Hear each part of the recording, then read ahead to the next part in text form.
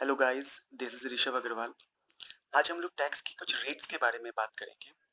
मेरा main purpose इस video को बनाने का सरचार्ज के बारे में है। टैक्स में काफ़ी तरह के सरचार्ज दिए हुए रहते हैं, अलग अलग रेट के सरचार्ज दिए हुए रहते हैं, तो हम लोगों को रिकॉल करने में काफ़ी प्रॉब्लम आती है। तो मैंने इसी पर्पस से ये वीडियो बनाया है कि मैं जितने भी इम्पोर्टेंट सेक्शंस हैं और उनके सरचार्ज हैं, जितने भी डिफरेंट डिफरेंट सरचार्ज हैं, मैं उनको एक जगह लिख सकूँ। तो हम लोग करते हैं इस सेशन को। और सपोज अगर किसी भी तरीके का सरचार्ज छूट रहा हो और आपको लगता हो कि इम्पोर्टेंट है, तो प्लीज़ आप मुझे कमेंट के थ्रू बताइएगा, ताकि ये जो नोट्स है हमारा ये अपडेट हो सके। चलिए स्टार्ट करते हैं। सबसे पहला तो मैं कुछ रेट्स के बारे में, बेसिक रेट्स के बारे में बात कर लेता हूँ। जैसे ये for individual, HUF, AOP, BOI, इन सब के लिए जो रेट्स यहाँ पर दिए हुए हैं, ये बेसिकली टैक्स रेट है, जो आप लोगों को पता होगा कि अप टू 2.5 लाख तक नील रहते हैं, 2.5 से 5% 5 to 10 20%, और 10 से ज़्यादा रहेंगे तो 30%। तो ये सिर्फ और सिर्फ इंडिविजुअल, HUF, AOP और BOI के लिए रहते हैं। ये सीनियर सिटीजन इसमें इंक्लूड नहीं रहते हैं, मतलब लेस देन 60 ईयर्स ओल्ड जो भी रहते हैं उनके लिए ये एप्लीकेबल होता है, अगर वो इंडिविजुअल हुए तो। उसी तरीके से ये सीनियर सिटीजन है, अगर इनकी एज 60 साल से ज़्यादा है तो उनके लिए स्टार्टिंग जो बेसिक एग्जम्पशन लिमिट है वो 3 लाख है, और इंडिविजुअल में 2.5 लाख थी। तो सीनियर सिटीजन के लिए 3 लाख हो गया। उसी तरह से सुपर सीनियर सिटीजन है, इनके लिए 5 लाख से ही स्टार्ट होता है, यानी 5 लाख तक इनको कोई टैक्स नहीं लगता है। 5 लाख के बाद अप टू 10 लाख तक इनको 20% एंड 10 लाख से मोर इनको 30% टैक्स लगता है। चलिए, जो मेन रीजन था इस वीडियो को बनाने का सरचार्ज, उसके बारे में बात करते हैं। सबसे पहला बात करते हैं सरचार्ज जो कि हमारे इंडिविजुअल्स, यानी अभी जो हम लोगों ने पढ़ा, ये जो हम लोगों ने देखा, इससे रिलेटेड सरचार्ज के बारे में। तो अगर सपोज आपका 50 लाख से 1 करोड़ तक का है इनकम, टोटल इनकम, तो आपको 10% सरचार्ज लगेगा। यानी अगर आपका इनकम 50 लाख से कम का है तो उस केस में आपको किसी भी तरीके का सरचार्ज नहीं लगेगा। और अगर आपका 50 लाख से 1 करोड़ तक का है तो आपको 10%, 1 करोड़ से 2 करोड़ तक का है तो 15%, 2 करोड़ टू 5 करोड़ है तो 25%, एंड अगर 5 करोड़ से ऊपर आपका टोटल इनकम आता है तो 37%। ये इस बार का अमेंडमेंट भी है। आप लोग जो भी एग्जाम दे रहे होंगे आप लोगों को ये बात पता होगी। उसी तरीके से अगर कंपनी की बात करें तो कंपनी में 2 तरह के कंपनी होते हैं, डोमेस्टिक और फॉरेन कंपनी। अगर इनका टोटल इनकम 1 करोड़ से ज़्यादा है लेकिन 10 करोड़ तक है तो डोमेस्टिक के लिए 7%, फॉरेन के लिए 2%। 10 करोड़ से ज़्यादा है, डोमेस्टिक के लिए 12%, फॉरेन के लिए 5%। 7, 12%, 2%, 5%। तो ये बेसिक जो सरचार्ज जो आपने देखे, ये इंडिविजुअल्स के लिए, AOP के लिए, HUF के लिए, BOI के लिए, और ये कंपनीज के लिए। तो ये बेसिक सरचार्ज है। अब जो मेन स्टार्ट होने जा रहा है सरचार्ज को लेके, उसके बारे में बात करते हैं।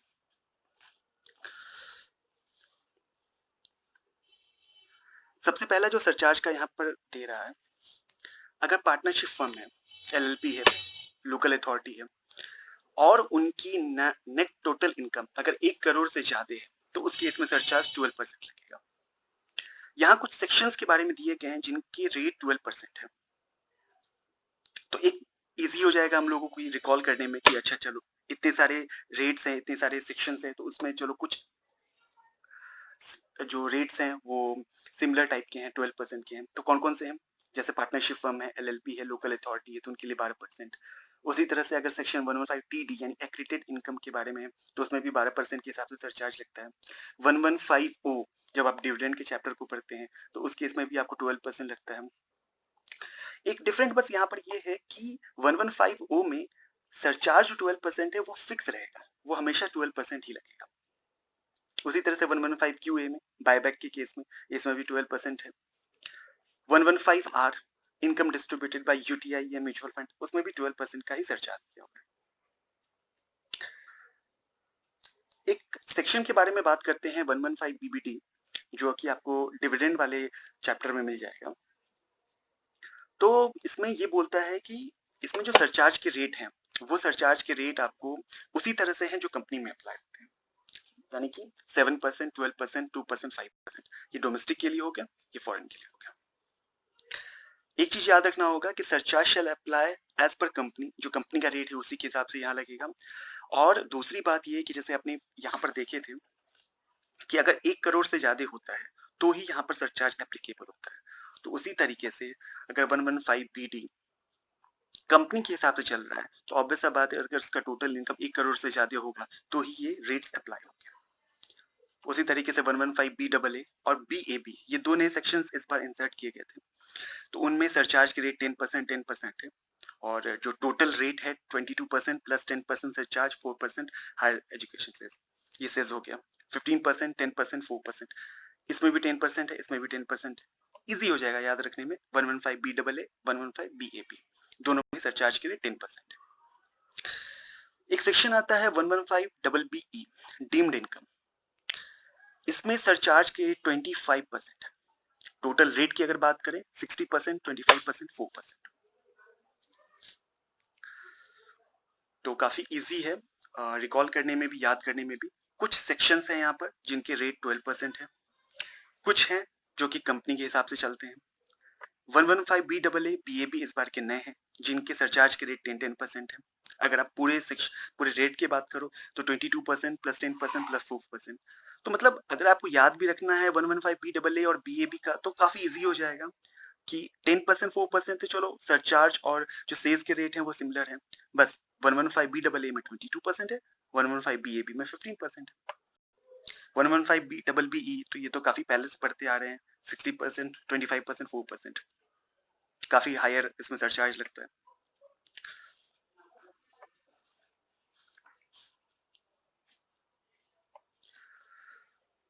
एक मैट के बारे में भी हम लोग बात कर सकते हैं यहाँ पर। जो सरचार्ज जो मैट या एएमटी में लगता है वो कंपनी की तरह ही लगता है, यानी 7%, 12% डोमेस्टिक के लिए, 2%, 5% फॉरेन के लिए। तो सेम एज कंपनी की तरह ही इसका यूज होता है सरचार्ज मैट या एएमटी। मेरे पास कुछ पॉइंट्स हैं, मैं उन्हें आपके साथ डिस्कस करना चाहूंगा। ये एक्चुअली रिकॉल करने में काफ़ी ईज़ी रहते हैं। वैसे भी डायरेक्ट टैक्स में काफ़ी सारे पॉइंट्स हैं जो कि अपने को याद रखना पड़ता है, बट मैंने कोशिश किया है कुछ पॉइंट्स, ये 4 पॉइंट्स हैं जो मैंने लिखे हैं यहाँ पर। और भी काफ़ी सारे पॉइंट्स हो सकते हैं, बट ये छोटे-छोटे पॉइंट्स हैं जो जनरली हम लोग याद नहीं रख पाते हैं, भूल जाते हैं। तो मैंने 4 पॉइंट्स को ही कंसीडर किया है, एक बार देख लेते हैं। रिबेट अंडर सेक्शन 87A ये सिर्फ अवेलेबल होता है रेजिडेंट इंडिविजुअल को जिनका एनटीआई अप टू 5 लाख तक का होता है। यानी कि अगर किसी का इनकम 5 लाख से ज्यादा है तो उसे रिबेट अंडर सेक्शन 87A का नहीं मिलेगा। दूसरी बात, जो रिबेट है अंडर सेक्शन 87A का, ये अवेलेबल होता है ऑल टाइप ऑफ इनकम पे, लेकिन 112A LTCJ इस पर ये एप्लीकेबल नहीं होता है। दूसरी बात, अगर कैपिटल गेन में जीरो कूपन बॉन्ड है आपके पास, जीरो कूपन बॉन्ड है, अगर उसका रिडम्पशन हो रहा है तो वो ट्रांसफर की डेफिनेशन में इंक्लूड किया जाता है। यानी कि अगर आपका रिडम्पशन हुआ जीरो कूपन बॉन्ड का तो वहां कैपिटल गेन अप्लाई होगा। तीसरा point, under exemption of capital gain section 54, if LTCG is up to 2 crore then SSC can acquire 2 residential house। ये इस बार का अमेंडमेंट है कि अगर किसी एसएससी के पास LTCG है 2 करोड़ तक का तो एसएससी 2 घर को ले सकता है, एक्वायर कर सकता है। ये इस बार का अमेंडमेंट भी है।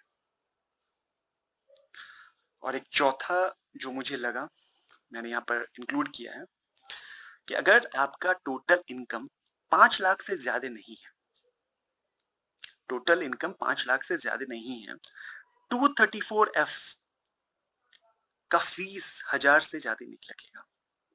234F ये आपको असेसमेंट प्रोसीड्योर वाले चैप्टर्स में भी काफी यूज होता है, इसमें भी काफी सारे क्वेश्चंस इसमें आते हैं। और advance tax 234A B C इन सारे में भी आपको मिल जाएगा। तो 234F ये बात बोलता है कि अगर किसी का इनकम, टोटल इनकम 5 लाख से ज्यादा नहीं है तो उस केस में 234F 1000 से ज्यादा नहीं लगेगा।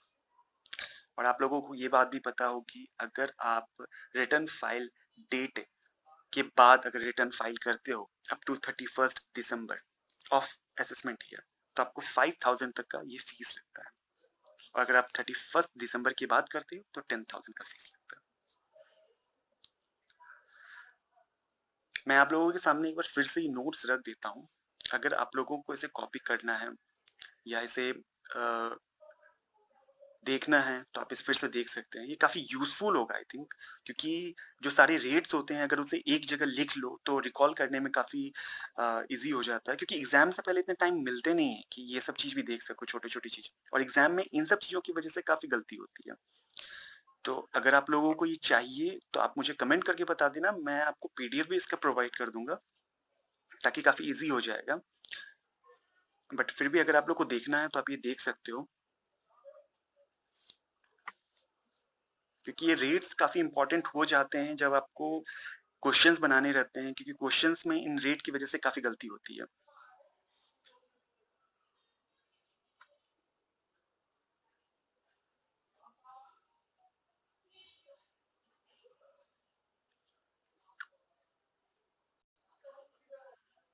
अगर आप लोगों को और भी कुछ लगता है कि ये रेट ऐड होना चाहिए सरचार्ज, तो आप प्लीज़ मुझे कमेंट के थ्रू बताइएगा, ताकि ये नोट्स और मैं अपडेट कर सकूँ। ये कुछ पॉइंट्स थे जो हम लोगों ने अभी रेड किए थे। मैं उस पॉइंट्स को भी आपके सामने रख देता हूँ। आप इसका स्क्रीनशॉट या फिर आप जो भी, अगर आप इसे कॉपी करना चाहो तो कॉपी कर सकते हो, काफ़ी ईज़ी हो जाएगा आप लोगों के लिए भी। और भी काफ़ी सारे पॉइंट्स होते हैं, बट मैंने इन्हीं 4 पॉइंट्स को कंसीडर किया। वैसे भी टैक्स में अगर आप हर एक चैप्टर को कंसीडर करने जाओ तो काफ़ी सारे पॉइंट्स निकल के आते हैं। तो आप इसमें और भी काफ़ी सारे पॉइंट्स को ऐड कर सकते हो। और ये एक मैट का था, जो कि कंपनी के लिए बोलता था। कंपनी के रेट के हिसाब से ये लगते हैं, ये भी सरचार्ज के रेट हैं।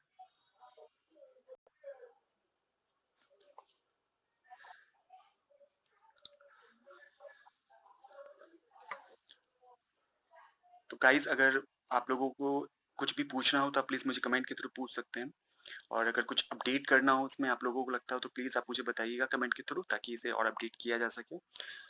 और भी मैं इसी तरह की वीडियोज़ लाता रहूँगा, छोटी-छोटी वीडियोज़, ताकि ये काफ़ी ईज़ी हो जाए आपको एग्ज़ाम से पहले। आप इसे फ़ास्ट फॉरवर्ड करके भी देख सकते हो, ताकि आपको रिकॉल हो जाए कि हाँ, ये सारे रेट्स थे, ये सारे सेक्शंस थे, इनमें ये सारे सरचार्ज थे।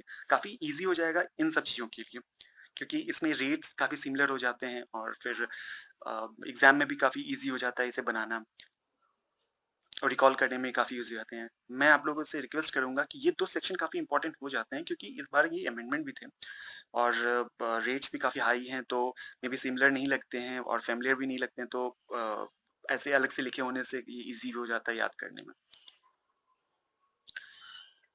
ओके गाइज़, तो आज इसे यहीं ख़त्म करते हैं और थैंक यू।